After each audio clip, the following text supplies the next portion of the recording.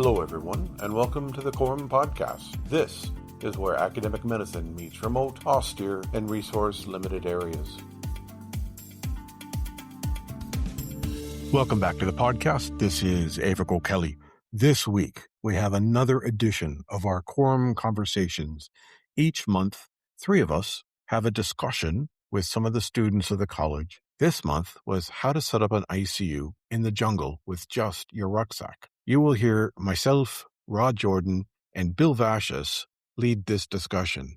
On a personal note, I must apologize because when I recorded this, I was in the very deep, dark reaches of the Schwarzwald in Germany, the Black Forest, on a family event, and my audio isn't the best. I apologize. But this is also a video on our YouTube channel, so I encourage you to have a look there as well. Welcome to Quorum Conversations for March 2026. My name is Averill Kelly. I'll be the one that walks us through this, but I will need a lot of help from our other hosts. Bill, you can introduce yourself. Hey, Bill Vashis. I'm a PA. Rod Jordan. I'm a paramedic.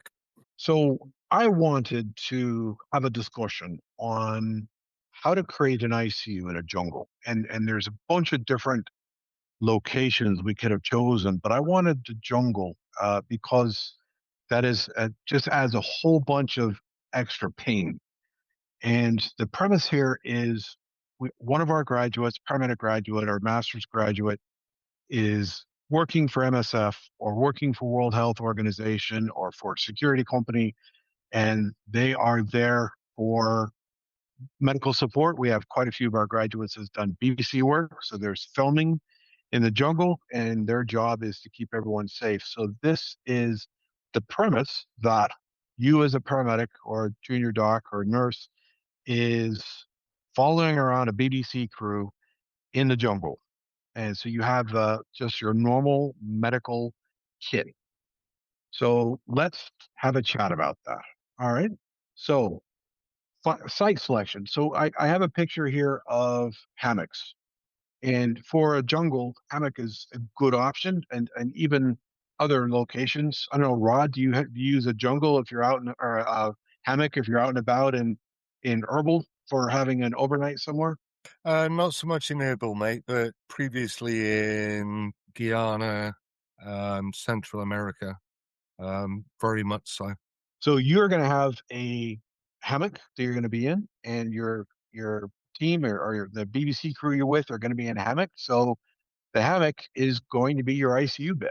And so your job is to select the site on where you want to set up your team. So what are we looking for as far as setting up this remote site in, let's say, Liberia in the jungle, and your BBC crew is having a documentary on tree frogs? So what do we need to think about with site selection? So good overhead coverage, decent floor, so you've got some kind of drain away. Particularly with the thinking jungle, we need to think about the amount of rain that we get. So that's got to come into account. All the local creepy crawlies that come into it as well.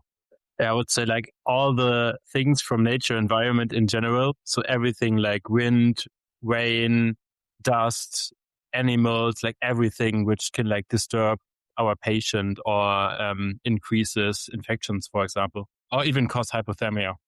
Good. So we're in the jungle, and people don't think about hypothermia, but it could very well be hypothermia that you have to worry about.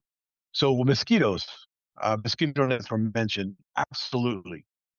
You have to deal with the wee beasties, the dengue mosquitoes during the daytime, and the malaria mosquitoes at night. So you're setting up your clinic. What do we need to think about? So you have your tent and kind of off to one side. You're not in the middle of where everyone else is, because you need privacy if you're going to have someone walking in to your clinic hours. So you have a hammock, you have your backpack. What are you going to do? How can you create your jungle clinic? You need a machete so that you could cut down enough bushes and foliage to create some kind of screen or barrier to give you that privacy. You need trees that are strong enough to hang your hammocks. So I think we have to also think about the location of the thing. It shouldn't be in the like a river base. It should be elevated enough to prevent from flooding. Like especially places that rain is pretty strong and can cause flooding. And so the location of it should be also at first should be considered, like because there are some geographical or weather difficulties, but with the location we can prevent or minimize. Good. So you definitely want to have it away from the swampy area. We want a slight incline, so when it rains, the rain doesn't pool around where you are, and you do want to be separated out a bit.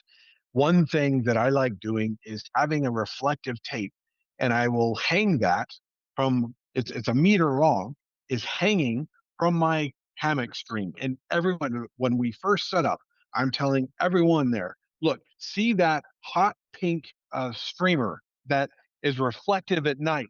That's me. So at 3 in the morning, I don't want people wandering around trying to find where's the medic. So one thing is you got to kind of be off to one side to have privacy, but you need to be findable. What do you guys think? Definitely thinking a lot about lighting as well for the night and how we're going to be able to get enough lighting for, like you said, be seen, but also to be able to see. Yeah. So what can you do with that? How do you make lighting? So you use your side looms, color code your side looms, explain the green path that goes to your toilet area, the red side loom for the medic, but make sure your people are briefed. Yep. Lasso, your hand was up. I was just thinking about like accessibility in general, for example, for medivacs or other things. I mean, it's also good that we are like protected, but we also have to be accessible for like further resources. Hey, Rick. So I think backing up just a little bit, I think you want to identify all of the different things that you're going to do in your clinic. So you have a clearly marked and identified entrance.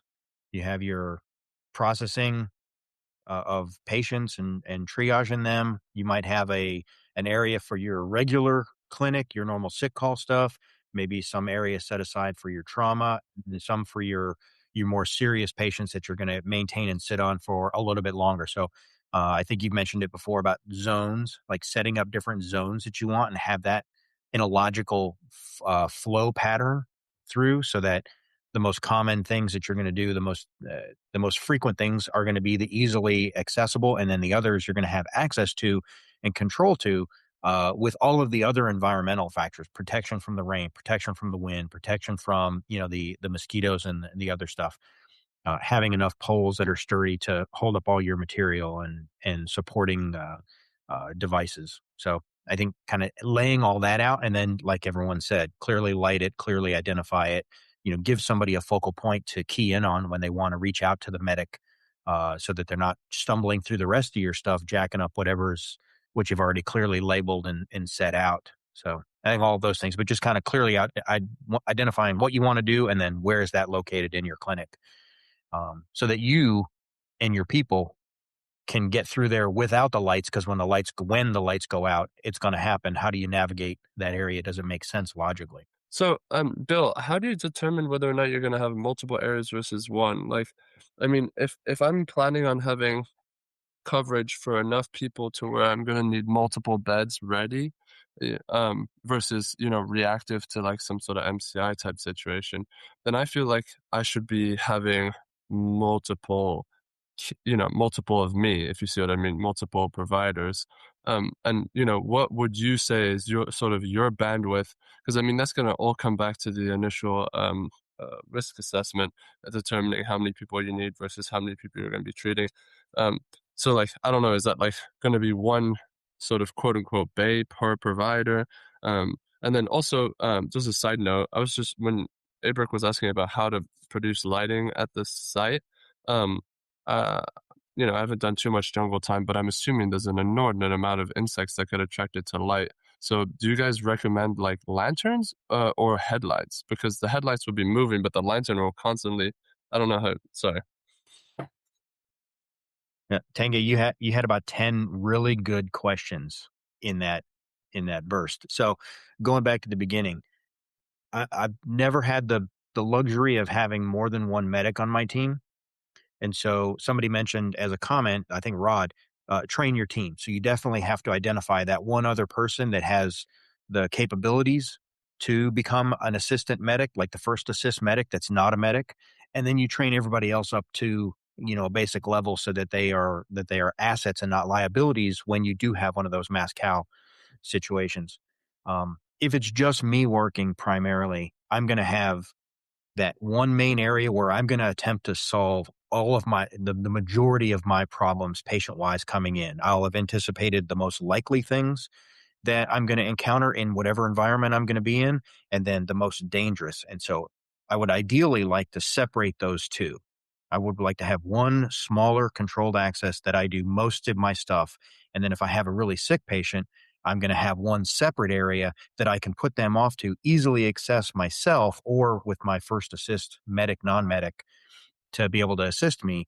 And then I can handle the majority of the other things in an area so it doesn't interfere with what I'm doing with my critical patient. So if it's just me, I'll probably split it up into two clearly identifiable areas. But if I have additional medics, then I can obviously expand upon that. But my plan initially would be for me to do it myself with whatever my teammates that I've trained up to their levels.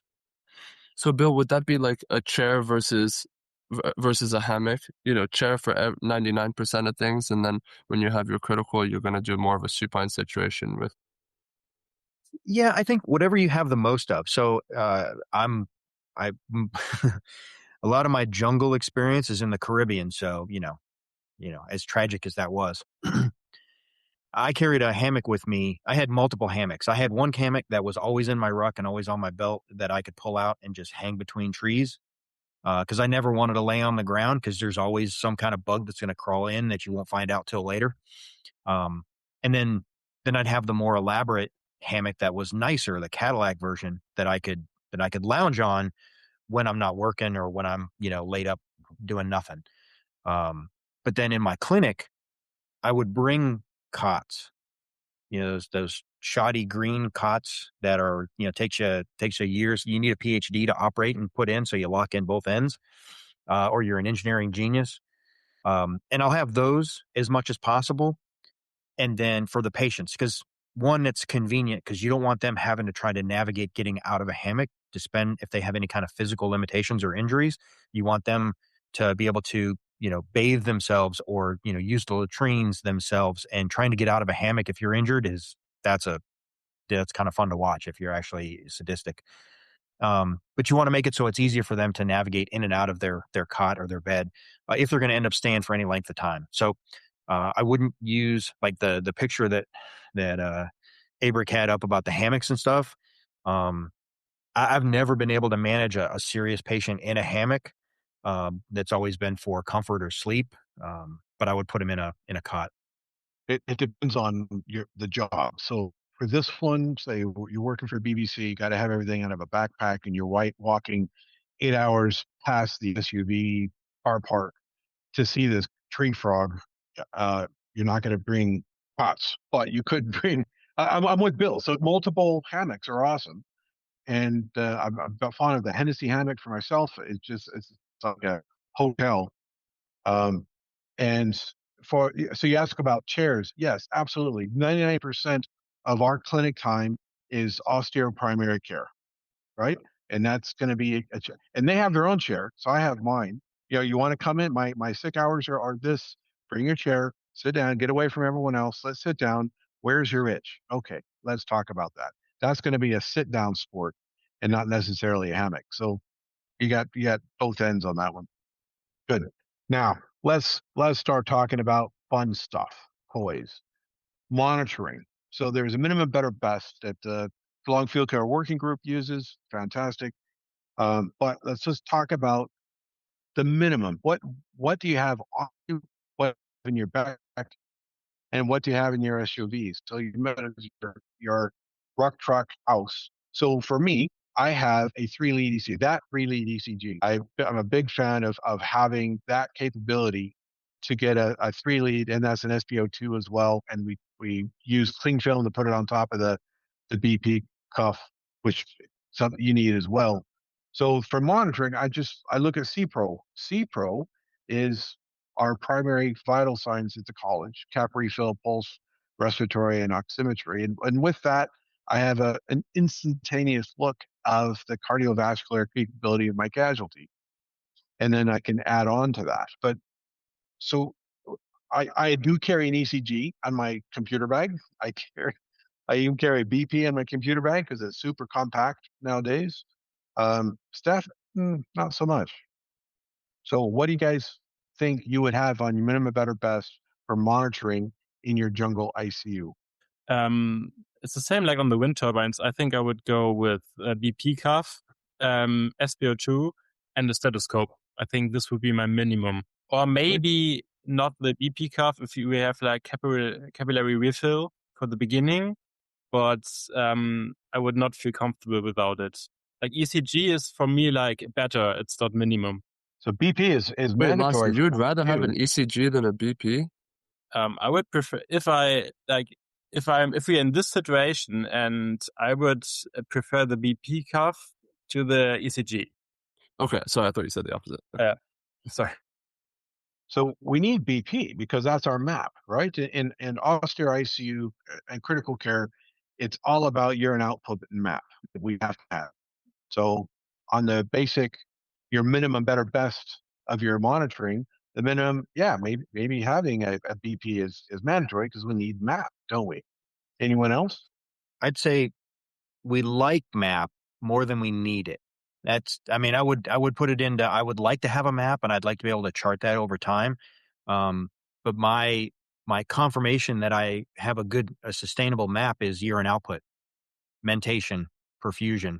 So I'm looking at lag measures versus lead measures for that. And if I'm carrying everything in, if my BP cuff crashes, I can still determine whether they're perfusing because I can have a conversation with them, check for mentation. I can check and monitor and chart their urine output. I can do all those things. Two things that popped into my head were everybody's got these smartwatches and they all kind of do a lot of monitoring. So if there's a way to kind of harvest what each individual is likely carrying, if it's the BBC crew with that scenario, they probably got some watches. They might be fit enough. They have all their apps that are tracking those things. There's be a way to kind of harvest what they're already carrying. So that's less equipment for you to carry using what's out there.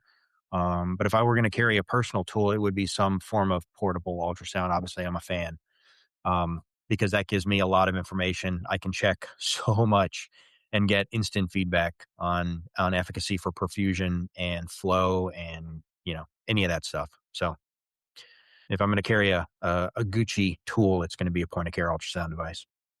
I definitely agree with the ultrasound. This is what I had for a minimum, and I had ultrasound in the better option.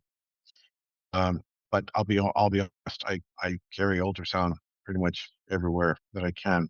I'm glad, Bill, that you mentioned the clinical monitoring. I mean, we are medics. Don't forget that the skin perfusion or the modeling of the skin is just as you can monitor how badly your casualty is in shock just by touching the skin and feeling the difference in temperature.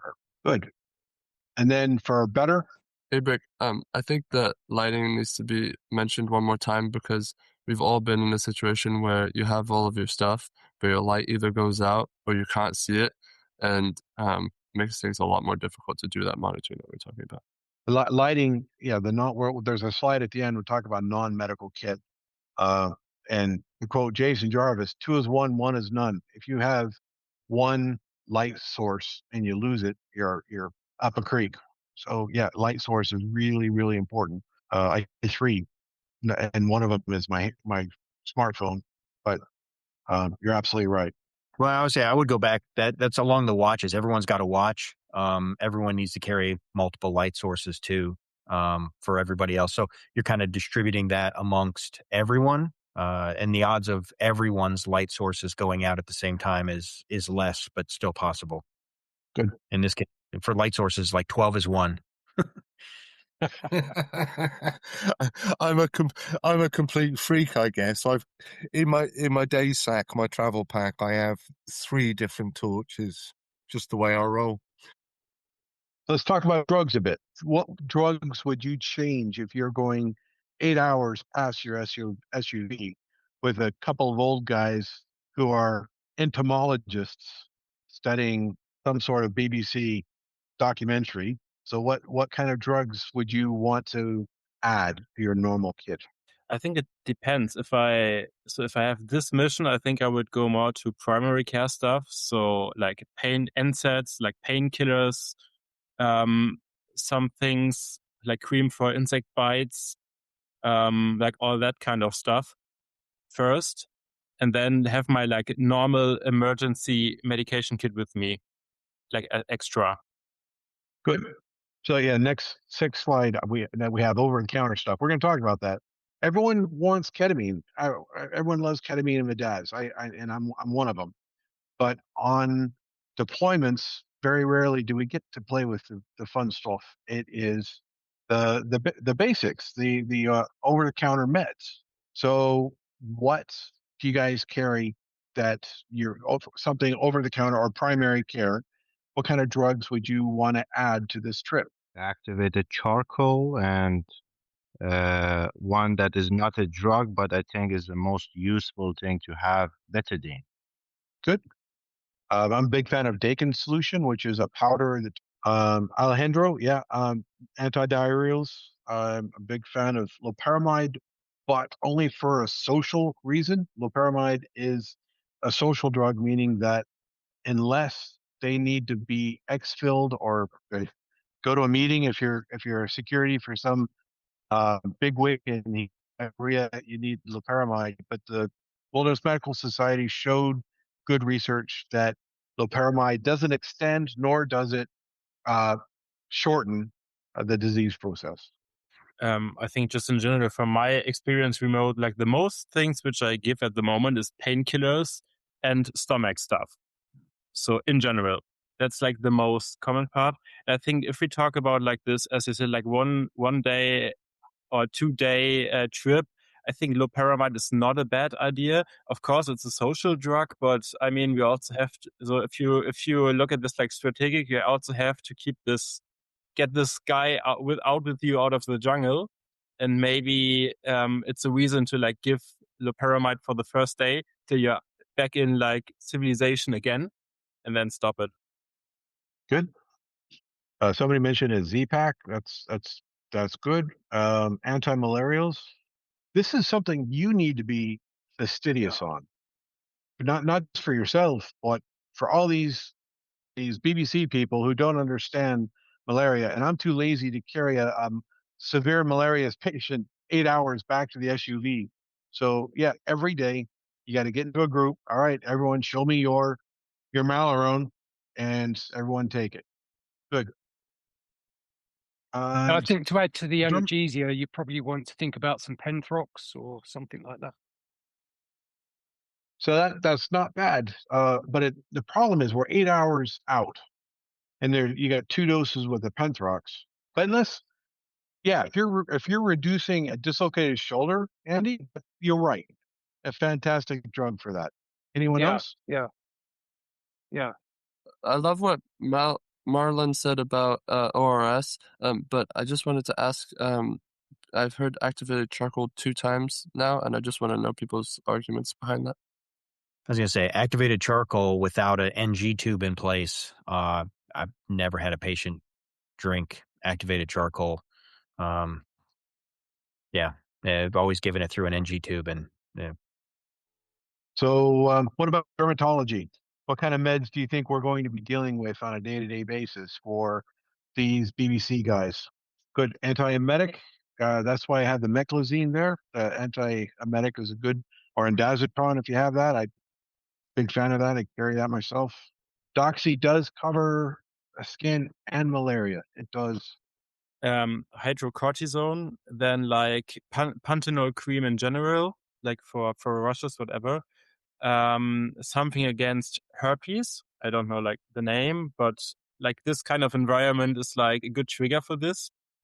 and some kind of antifungal cream for like athlete's foot, for example. Yeah, I'm a big fan of the Gold Bond powder for athlete's feet.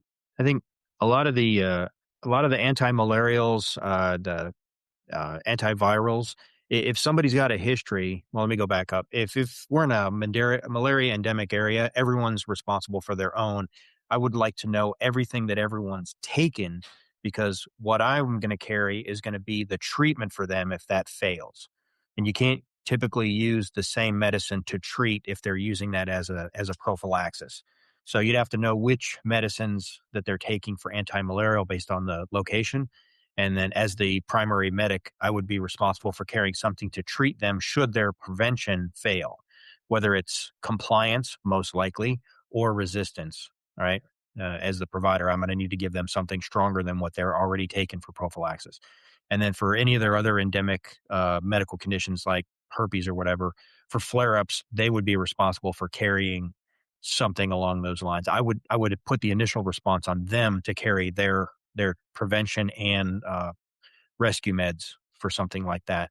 I would like to know it so I could carry some additional in case their meds get destroyed, whatever. But that would be like a pre-screening for whatever crew that we're traveling with, if you have the luxury of doing that.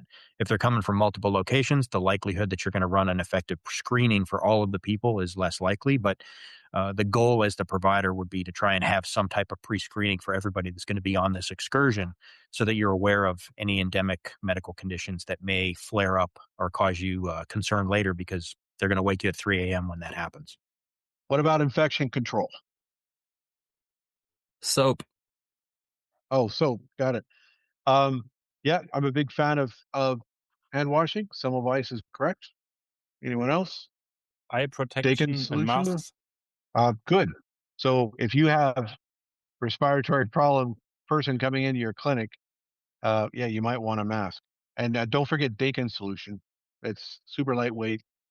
That's actually a great point. How do you guys manage your glove usage on these types of expeditions? Because I mean, if you're doing wound changes every 12 hours, night and day, you're gonna run out of gloves. I'm not carrying a whole box of gloves if I'm just carrying a backpack. So I mean, I'm just expecting to be washing my hands and just not using gloves unless I really, really need to. I don't know if you guys are just bringing sterile gloves for sterile procedures and just otherwise not really using gloves. What are you guys' thoughts on that? Wash your hands, mate. Yeah.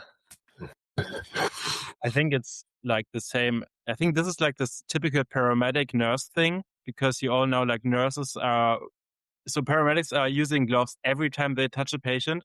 But if you ask a nurse in a hospital, like, when is this nurse like wearing gloves? Like the halftime of paramedic.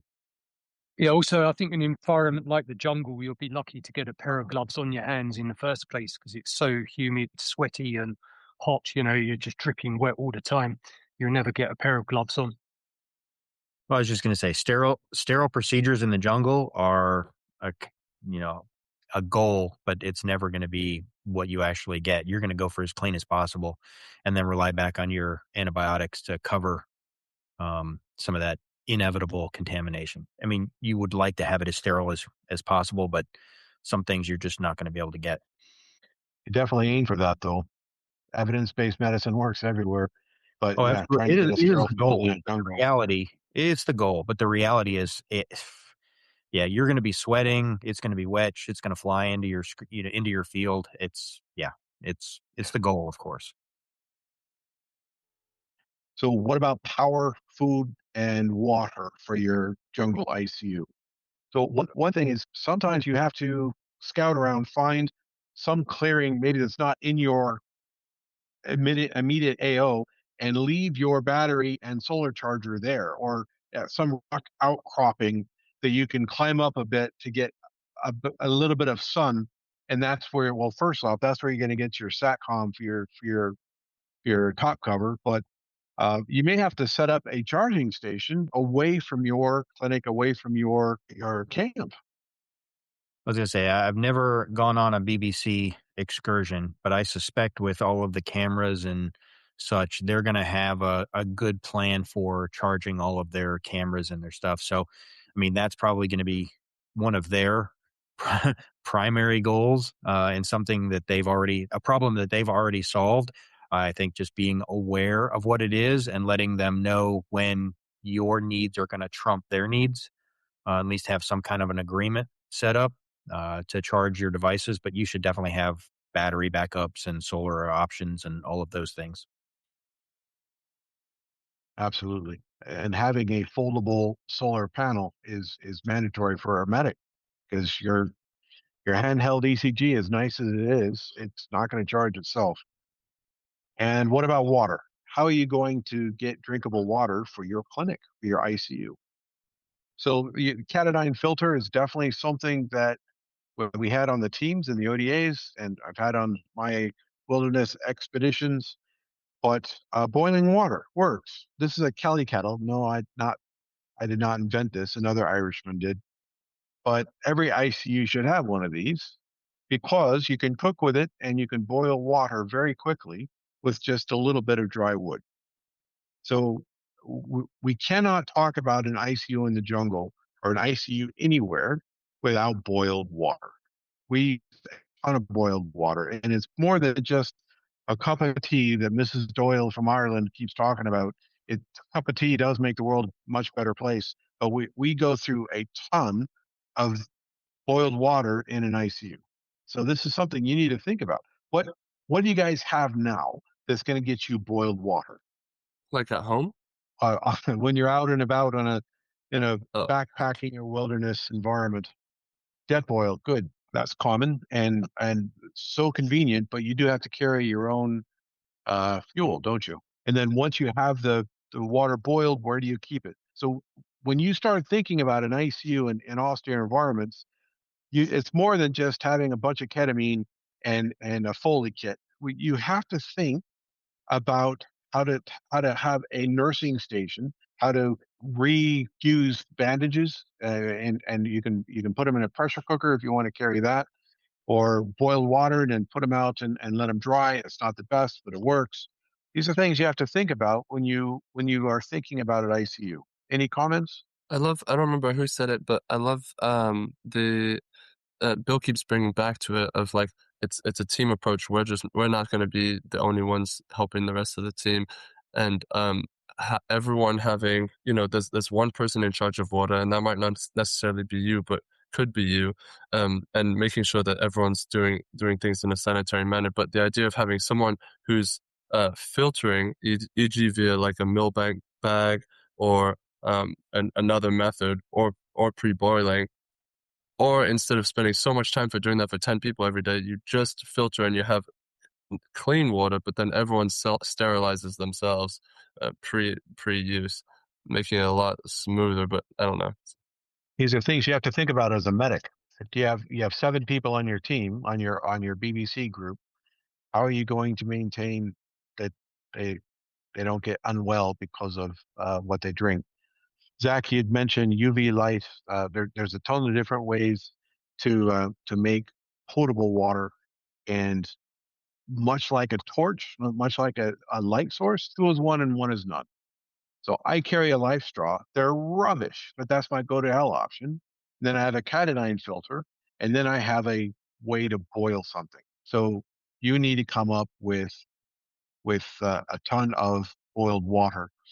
And I wanted to mention bushcraft. I used to teach bushcraft in Kerry, Ireland, ages ages ago. I was a bit younger at the time, and I encourage you guys to look at bushcraft skills as a benefit for being a remote medic.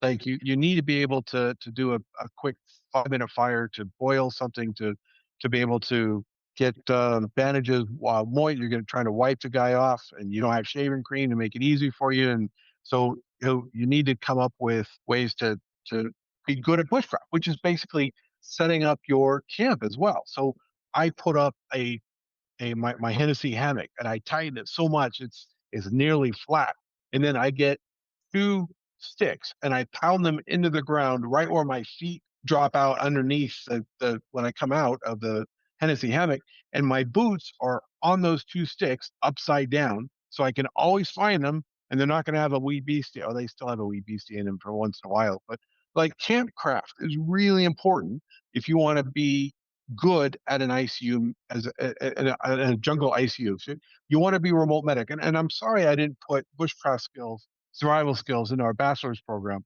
We had that discussion, but you need to be good at campcraft if you want to be a remote medic. Any thoughts? I concur. No, that was absolutely perfectly and passionately put. So I have a whole series on the second one on the list. At the end of the list is medicinal plants. And that's one of my passions, is finding wild-crafted plants that can help you out. And we'll be talking about that at our workshop at Soma. We have the improvised medicine Soma workshop at Soma, and we're going to be talking about how to make meds. And then the last one, I don't know if you guys know what a rabbit stick is. Rabbit stick is the first thing you grab when you're in a bushcraft situation, and it's basically just a stick. And whenever you come across a rabbit or a bird, you chuck it. And surprisingly enough, the rabbit stick is pretty good at getting stuff. Now, you as a medic, how are you going to communicate? Pictogram. So you need to think about inter-team communications. I'm dusting off my old 18 Echo thinking here. But I'm thinking also comms back to your medical oversight. So you obviously you need more than one. You have a PACE plan for communications. So do you have a sat phone? Do you have a mobile phone to back up that sat phone? Or what options do you have in the jungle, like triple canopy? When you have your site, when you talk to your BBC crew and they point to you on the map, point where your location is, you need to get that terrain map in and see where's my high ground. I'm going to recce my high ground, and that's where I'm going to go to get my satcom through, because triple canopy, you're not getting any satellite communications at all. I was a pretty good Echo, I think, but there's no way I'm going to get through triple canopy. HF, oh hell yeah, I could do that, but we don't do that anymore. So I would modify your statement just slightly and say you're going to send somebody to make commo. As the medic, you're going to stay with your patients. Fair not enough. the Echo anymore. And now you need team communal. So you're setting it up to the overhang, the outcropping of stone and rock that gets high enough for him to get through. And now you have to have a walkie-talkie or some UHF communication to talk to him. But as a former 18 Echo, we'll be here all day. So let's keep going here. Now, you have this guy. It's 8 hours to the SUV, and we are dealing with prolonged casualty care. You need to go through our hitman and chief vomit. What are you gonna? We're talking about an ICU in the jungle. What kit can you think about now before you get into that situation on what you would bring to help you with your prolonged casualty care? A Foley. So if you're going to bring a Foley, which you should, you need a Foley kit with sterile gloves and a drape. Definitely. Good. What else? You also need to entertain the idea that you're gonna have just a couple of straight calves that you will go through the cleaning and sterilization process with, because you're only having one or two of those. Well, and then the other part too is, at what point will an injury or an illness derail the mission, and then you initiate the signal to Exfil? Like, we're not going to continue with the last 4 days of our plan because one or two people have gone down with an injury or illness, and so now it's index. How do we initiate that? Like, the goal isn't to take care of this person and drive on. The goal is to, okay, now we have to leave. We're done. What is that call? Who makes that call? Yeah, and that's the difference, I think, with doing this with the BBC compared to an ODA. BBC is like, oh, I stubbed my toe, I'm out. That's that. I'm done. And that's the So, but for us on the ODAs, we have a mission, and we have to continue. Yeah. Well, you still had. At what point was the team non-mission capable now? Whatever your mission was, at some point with enough injuries, you can't do the mission. So that call has to be made as well. Not an easy call. Has to be made. Yeah. I made it. We're getting close on time here. I made a whole bunch of non-medical kit as stuff that you might want to bring that you might not think about bringing. I would like to mention the Woobie. Now, there's a special relationship that all Army guys have, operational guys have, with the Woobie. A Woobie is a poncho liner or some sort of I have a wool blanket that is my woobie because wool will keep you warm even when it's wet, and I still sleep with it even in the flat in Germany. Um, how many of you guys have woobies, or is that too personal? That's too personal. Well, I understand. No, it's fine. Uh, I've still got mine in the back of the Land Rover. Even having moved house yesterday, I've still got it with me, mate. Nice. You had a really good discussion on a smog. So you have a woobie for warmth, and in the desert you have the schmog, which is keeps you the sun off, which you can use a woobie for as well. But so in some places you have a woobie and a schmog, a cotton sheet that you use as well. Good. So just don't forget the non-medical kit. Don't focus just on the medical side of things. Make sure you keep your basic tools that you need. Have backups as well. In the jungle, the folding saw, and I have a Japanese one that has a super thin blade that only cuts when it pulls. And it's awesome. It's well worth the 40 quid. So having things to make your life easier when you're in a jungle ICU is really important. It's not all about medicine, but in this situation, if you're with a BBC crew of 7 or 8, you should plan for at least 2 casualties. So that means you might need 2 hammock setups. You might need to have kit to maintain them as you exfil over 8 hours to the SUV, because you might be, like, if we're in West Africa, there the malaria is rampant. You could have 2 malaria patients, and so it's really important to make sure that you have the capacity to have a 2-person ICU in the jungle. Cool. And that's all I got. Any questions or any comments? Rick, I like Oh, this. can we talk about the bugs and the lights? Yeah. So there's no way to get the bugs out. So what I like to do is I have a head torch that's super bright, and I'll get my Nalgene bottle and I'll strap that head torch so the light pointing into the water, into the Nalgene, and I'll put that on a table, or I'll hang that, and the bugs will go there. And, and then when I'm walking around doing my personal stuff in my area of the camp, when I need a light, it'll come on and off. I'm not going to walk around with a head torch on all the time, because that's just a target. But by having a brighter light, and for some reason, a head torch uh, uh, shining into a Nalgene with water is awesome. It gives you plenty of light, and then all the EBCs go that direction. But does anyone else have a other idea of how they deal with it? Does red light affect them? Yes, the red light, they'll follow red light as well.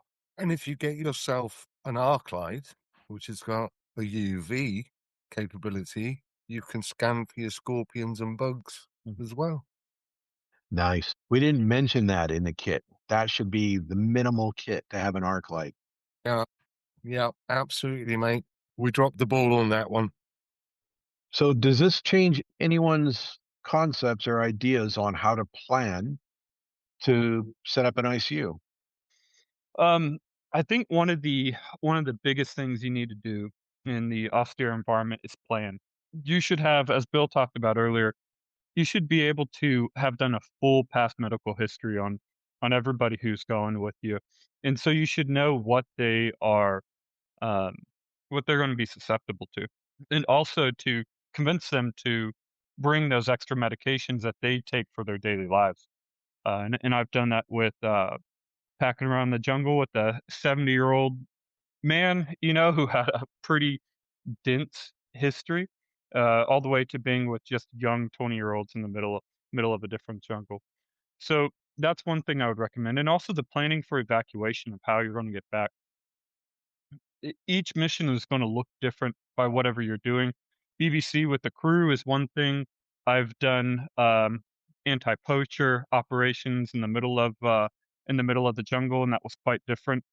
We were running around with a very light pack and crew, so what my ICU looked like that had to fit within a small backpack to be able to carry around. We were limited to about 45 pounds a person. But you have to have a plan to be able to get back. And so, okay, well, maybe the whole ruck truck house model is how you're going to work that back. And it was at least typically 20 hours before I could get back to a place to where I felt comfortable, where I had enough stuff. And as you go, you have to build within capability. And so that's important. So I saw someone just posted in the chat of what about a ventilator? A lot of times you can't run around with the ventilator.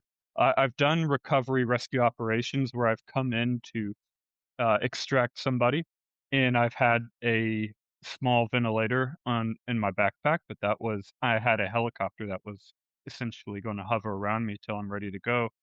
But that's hard to bring with you. Battery life, there's multiple things, and the drugs to maintain them on a ventilator is extremely difficult. Do they need paralytics, or even if they don't, if you have a GCS low enough to be intubated, it's not going to be likely that you're going to survive. Even if you have to get a crike in there, probably not going to survive if you require a ventilator. Um, and then, let's see, I already know I've gone too long here, so I'll try to wrap this up. But plan your whole way back, being able to slowly elevate to what you can, slowly building within what you're able to do. I liked what Bill said about everybody's kind of part of the medical plan. Everybody carries things on them for medical. Usually, like a lot of people carry things on them for communications. But a basic first aid kit on everyone is a smart thing to do. Their medication that they daily carry. Yeah, and I'm trying to think to the back end of it. I can talk about the higher end ICU stuff that we've gone and fixed in there, but you can get very remote out there. Also look at what environment you're going on. Just because you're in a jungle, everyone wants to think of flat jungles. There's a lot of jungle environments out there that involves the mountains too. And so consider what you're going to do and how you're going to move patients in that environment, in the different injury patterns that you're going to see. I've seen quite a bit of that too. And dealing with a head injury patient in the middle of Laos is not an ideal patient to have, but I'm already going too far, so I'm going to step off of here. If anyone has questions, you can ask me on the side. Awesome. Yeah, I would Thanks for agree that. with what Zach just said about planning ahead. I'm out here in Tanzania right now at KCMC, and the amount of people that have come off of that mountain with AMS or HAPE and HACE, and none of them are taking any sort of prophylaxis. And you think to yourself, why would you come out here without any altitude prophylaxis? But they just don't, because their tour organisers don't think about that and they don't plan ahead. So I think that's quite an important point. Malaria prophylaxis as well, and IFAK, as Zach said, is pretty much essential for everybody.